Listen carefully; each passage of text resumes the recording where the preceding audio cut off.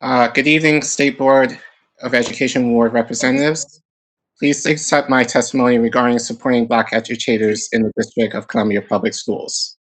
I speak to you as an early childhood educator who has been in the field professionally for 17 years. While I enjoy being a pre-K teacher, I will not lie to you to say that it is an isolating, stressful, and thankless job, especially as a male educator of color. Although the country is collectively dealing with the COVID-19 pandemic and the murders of George Floyd, Breonna Taylor, Ahmaud Arbery, and others, I have the added stress of knowing that the reality of living in a country where my life, at any given moment, can be taken away because of the color of my skin.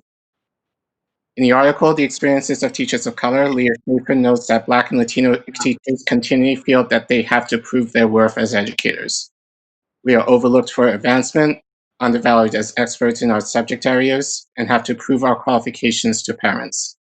I have to struggle with all of these issues constantly as a Black educator.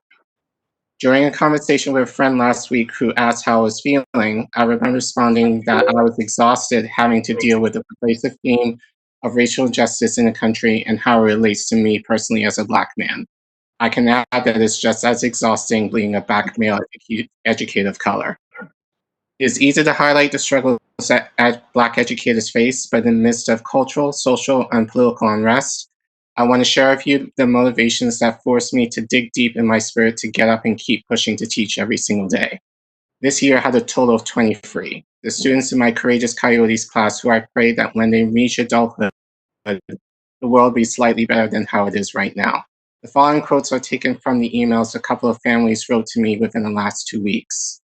We so appreciate the work you've done instilling a strong sense of empathy and fairness within my child and all of her classmates this year. We think it's also important how you help make the kids comfortable talking about race.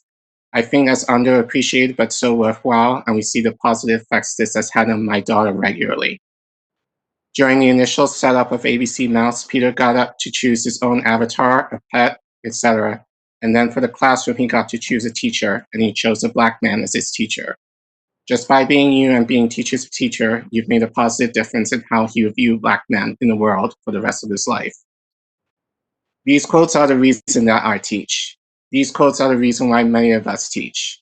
And so as a Black educator, I ask that policymakers who directly influence the development of our students, past, current, and soon to be, to create policies and support systems that allow more of us to commit to this profession so we can hear more words like these.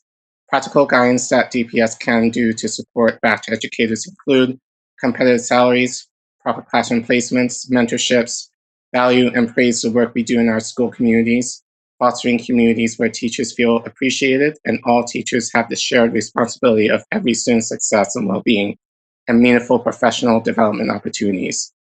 We're not asking for much at all, but if we start at these guidance points, it will help Black educators feel like our work has purpose and be more willing to continue to press into the profession and our students, even when the world around us is unpredictable.